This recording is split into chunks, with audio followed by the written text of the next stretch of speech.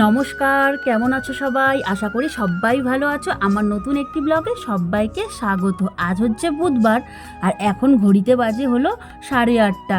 সারা সকাল থেকে যেহেতু সময় পাই না, সেহেতু এখনই কিন্তু আমি এই যে দোকানে ধূপকাঠিটা দেখায় দিচ্ছি। আর ছেলে যাওয়ার পরেই তারপরেই একটু ফ্রি হই, তারপরেই কিন্তু এই যে দোকানে ধূপকাঠিটা দেখা দিচ্ছি। আর অনেক সময় ধরো বাবাও দেখায়, তো আবার অনেক সময় ধরো ছেলে স্কুলে যাওয়ার পরে আমি দেখাই।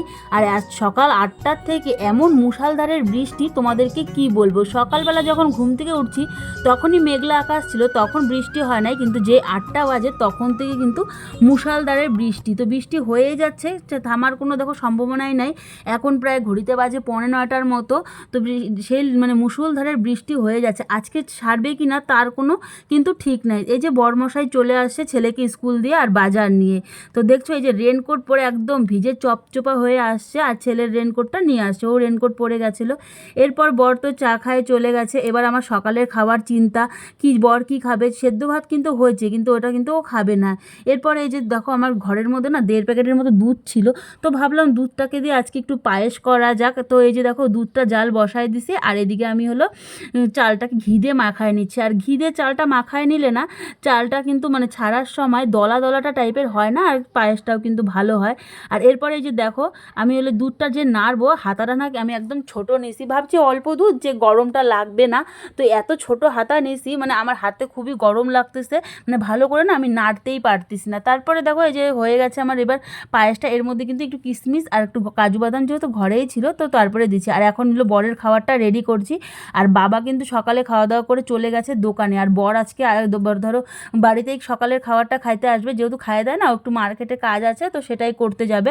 আর এখানে রুটি দিয়ে দিলাম, একটু পায়েস, আর হলো গাছের আম দিয়ে দিলাম। তো এই যে তারপরে দেখো বর চলে আসছিলো, ওকে খাইয়ে দেয় ও বেরিয়ে গেল। এরপরে লেগে পড়েছি আমি এই যে দুপুরের রান্না বাড়া। সারা দিনটা না এই রান্নাঘরেই আমার অনেকটা সময় চলে যায়। রান্না করতে করতে দোকানের জিনিস দাও, তারপরে রান্না করতে করতে এই কাজ করো ওই কাজ করো, সারা দিন ধরতে গেলে সব আমার না, খালি সব মেয়েদেরই কিন্তু রান্নাঘরে সকাল থেকে রাত কিন্তু চলে যায়। আর এদিকে দেখো আমি বেগুন ভাজা আর করলা ভাজার মধ্যে না লবণ আর হলুদটা মাখায় নিচ্ছি। আর বেগুন ভাজার মধ্যে একটু চিনি দিয়ে মাখাবো, যেহেতু ধরো চিনি দিলে না বেগুনটা সফটও হয় আর খাইতেও কিন্তু অনেকটা ভালো লাগে আর নরমিশও হয়ে যায়। আর এখন কিন্তু বর্ষার দিনের বেগুন অতটা ধরো ভালো হয় না, তবুও এই বেগুনটা কিন্তু ভালোই ছিল। এরপরে দেখো ওইদিকে কিন্তু আমি ভাতটাও বসায় দিয়েছি, আর চালটাও ধুয়ে কিন্তু আমি আগেই ভিজায় রাখছি। আর বর নিয়ে আসলে এদিকে দেখো কাতল মাছ, একদম ফ্রেশ ফ্রেশ কাতল। তো একদম মাছটা কিন্তু খুব ভালোই ছিল। তো এখন এই যে মাছটাও ওইদিকে আমি ধুয়ে নিব। আর ওইদিকে দেখতে পাচ্ছ পিছনে ওই যে আমার ছোট্ট একটা দোকানটা।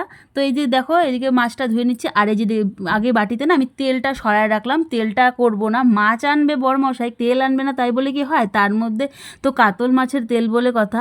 আর এখন আমি যে মাছটার মধ্যে না ভালো করে লবণ দিয়ে একটু চটকায় চটকায় ধরো মাইখে নিয়ে ধুলে কি হয় বলো তো, মাছের থেকে আঁশটা গন্ধটা চলে যায়, আর ধরো এই পিছলা পিছলা ভাবটাও থাকে না। আর মাছের মধ্যে কিন্তু লেবু দিয়ে কিন্তু মাছটা ধুলে কিন্তু আরও ভালো হয়। আর মাছটা না একদম ফ্রেশ টাটকা মাছ ছিল, একদম খুবই ভালো। এরপর দেখো মাছটা ধুয়ে ওর মধ্যে লবণ হলুদটা একটু মাখায় রাখে এবার কিন্তু আমি যে মাছ ভাজাটা বসায় নিয়েছি। আর মাছ ভাজার তেলটা যে একটু কালো কালো দেখছো, ওর মধ্যে না আগে আমি করলা আর বেগুন ভাজছিলাম জন্য একটু কালো কালো লাগছে। এরপর দেখো মাছটা ভাজে আমি কিন্তু আর রান্নাটা করতে পারিনি, এতটা দেরি হয়ে গেছিলো। তারপরে কিন্তু যে বেরিয়ে পড়ছি ছেলেকে আনতে, ভাবলাম ছেলেকে নিয়ে আসে তারপরেই কিন্তু আমি রান্নাটা করব। এই সকাল থেকে কিন্তু আমার খুবই তাড়াহুড়ো লেগে যায়, একবারে সংসারের কাজ করো রান্না করো ওই যে দোকানে যাও, তারপর আবার ধরো কত সময় ছেলেকে আনতে যাও, তারপরে দেখো ছেলেকে নিয়ে আসে ওই যে খাবে এখন ফুচকা।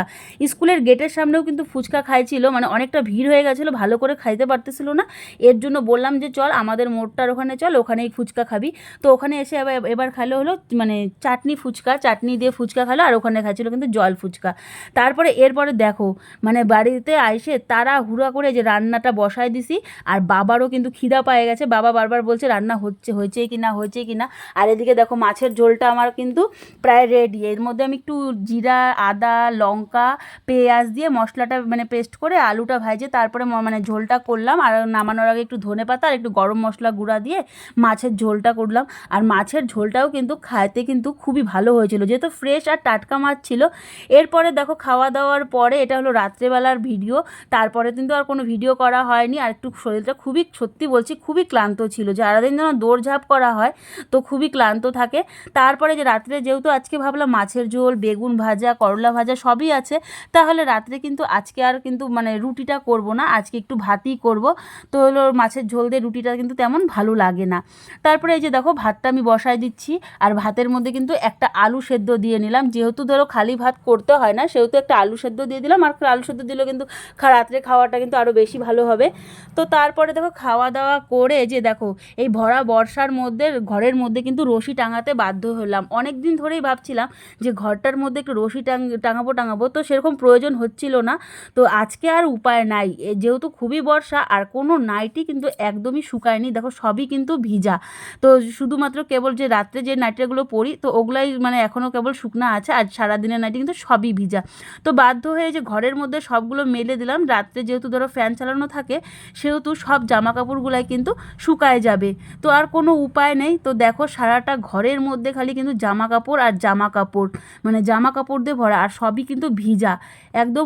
সব ছেলের বলো, ছেলের সক্স মানে স্কুলের সক্স বলো, জামা, তারপরে স্কুলের শার্ট প্যান্ট তো বাবার ঘরেও দেওয়া হয়েছে। তো দেখছো কত জামা কাপড় ছিল।